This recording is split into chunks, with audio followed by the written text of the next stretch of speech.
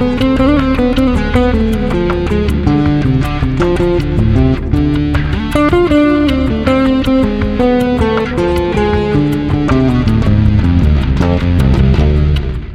got something really interesting for you today. Now, this is something I've been playing around with, practicing. I've been listening to a lot of Tool, a lot of Rush, a lot of progressive rock recently, and they don't use boring standard pentatonic scales. I'm not knocking them, I love those scales. Today we're going to look at this one. That is a Dorian sharp 4 mode. It comes from a harmonic minor scale. I'll explain that a little bit later. But really, this lesson is all about creating, it's about jamming, it's about composing, because that's what I'm doing when I'm sticking on that track. I've been playing my 6-string a lot recently as well. But I've got my trusty 4 here, and I'm going to show you a few patterns. So let's start off with a 1-octave pattern of this one. I'll explain as we go. Let's play at the 10th fret of the E string. Here's a shape that you can learn in 1 octave.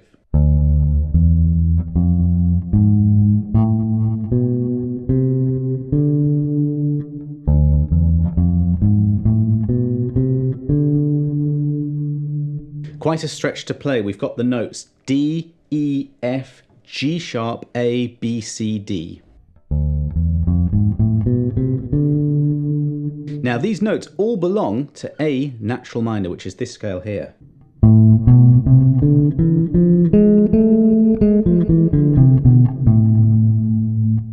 And that really is all that a mode is. It's a subset of a parent scale. So in this case, the parent scale or key is A harmonic minor. And when we start that scale, but on the 4th note, we get this Dorian sharp 4. I would like to go into the intervals as well, because there's something fascinating really that happens with any scale that you care to think of. And that's just when you change one note, you can change the entire vibe, the entire mood of the sound. And this is something that just endlessly fascinates me. Let me demonstrate. So this is a C major scale, probably one you're familiar with. Now the 2nd mode of that scale, so that means if I just play the notes of C major but start on the 2nd note, D, so I go D, E, F, G, A, B, C, D. If I play those notes, I get a Dorian mode, which you may have heard before. It's a very common mode used in jazz and funk bass playing. Dorian sharp 4 is exactly the same, except it does the alteration that's in the name of it, which is sharpening the 4th. I'll go into intervals in 1 second, but needless to say, it's exactly the same shape as this, just with a sharpened 4th.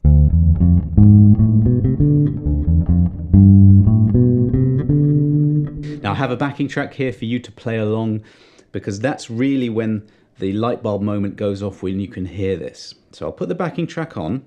I'm going to play a Dorian mode. I'm not going to be creative. I'm just going to play the scale, the mode, up and down a couple of times, and then I'll switch to the Dorian sharp 4. I'm only changing one note here, going from a G to a G sharp, and I just want you to hear the difference.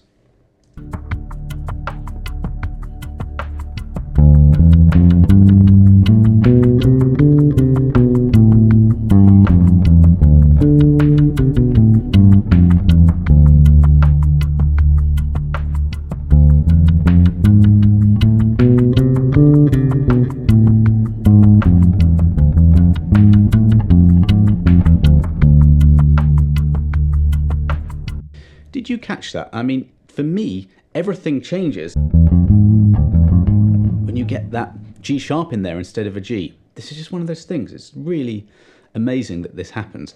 Let's take this opportunity just to talk about intervals. I mentioned the note names before, and sure, you need to know your note names all over the bass. Doesn't matter where you are, but you also need to know intervals. And an interval is just simply the distance from one note to another. So you have a D, that's your root note or tonic, and then the 2nd note. You just say the number, but you have to be a bit more specific. This is a major 2nd. That would be a minor 2nd, like Jaws, but this is a major 2nd. We're naming the intervals from the distance it is from the root note, from that 1st note D. So we then have a minor 3rd. Then we have a sharp 4, hence Dorian sharp 4. That's an evil interval.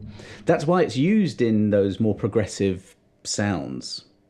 There is a Faith No More song that goes like this. There's a keyboard line. It's called Superhero, and it goes like this.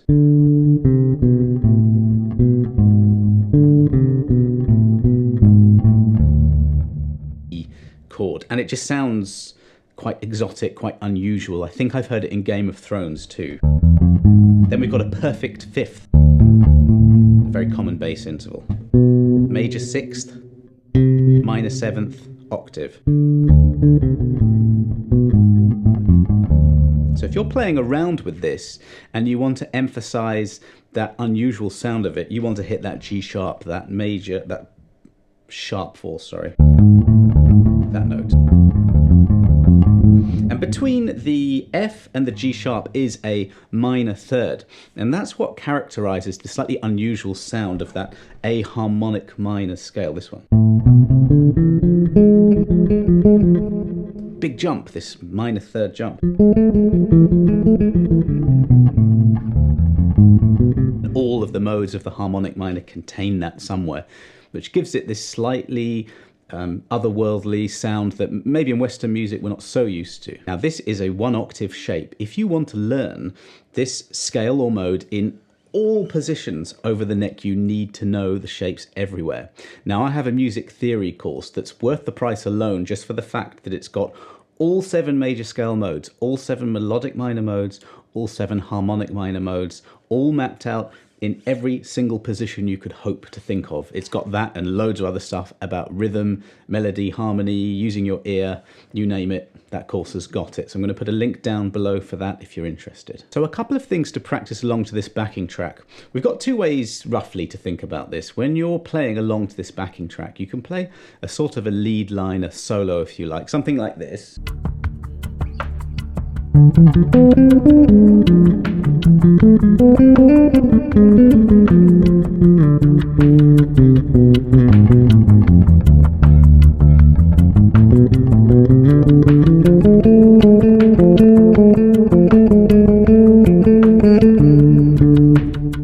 You know, you could do something like that, or you could think, okay, I want to be a bit more like a bass player. Let's think of a bass line like maybe Justin Chancellor. He actually does a lot of stuff in D, so drop D. I'm not going to bother dropping the D here, but maybe let's see if we can arrange the note somewhere down here. So what am I thinking here?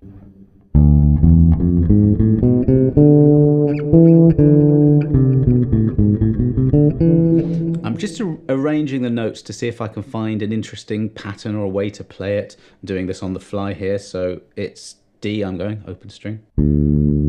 I'll tell you the fret numbers just to make it easier. So on the D string, I'm now playing, what am I playing? Frets 6, 7, and then 9, 10. Sounds a bit like Pink Panther. And then 7, 9 on the G string. So I'm now going to just see if I can find something there.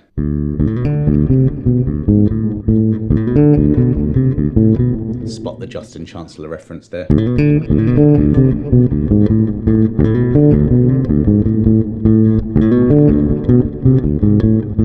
So I'm thinking now a bit more like a bass player, a bit more like a progressive rock bass player, arranging the same notes of the scale but somewhere else, and thinking of some sort of a repeating pattern or a riff. That's really what rock is all about, repeating patterns. So you can use this information any way that you want musically. Do you want to make a solo out of it? Do you want to make a piece out of it? Do you want to compose a whole piece and maybe come up with a line that you then take to your keyboard player and say, right, you play that, you know, like... I would imagine that was the keyboard player that composed that, but there's no reason why as a bass player you can't come up with all that stuff yourself. Now me playing this mode in my own practice was just a way of getting myself out of a little bit of a creative rut I just found myself in. I was playing the same old things. So one way to combat that is make a backing track or download for free one of mine and play something different. So I actually used the 6 string, that's very different for me, and I used this mode, that's quite different for me as well. And I just find that this is I'm playing for an hour a day now, easily. I know that's not a lot, but with all my YouTube commitments and family and all that, that's not bad for me. So I just found that really unlocked a bit of a door for me. I hope this does for you too. I've got a few more lessons where I'm going to go into modes a bit more, but as I mentioned before, that theory course, it's got all these modes, all these scales, all over the neck. That's part one of learning how to master this instrument. We're all still trying to get there. You need to know all the shapes. You need to be comfortable everywhere. So I'll put that link down below. And if you have any questions, follow-up questions to this, do let me know below. Thanks a lot for watching. I'll see you on the next lesson.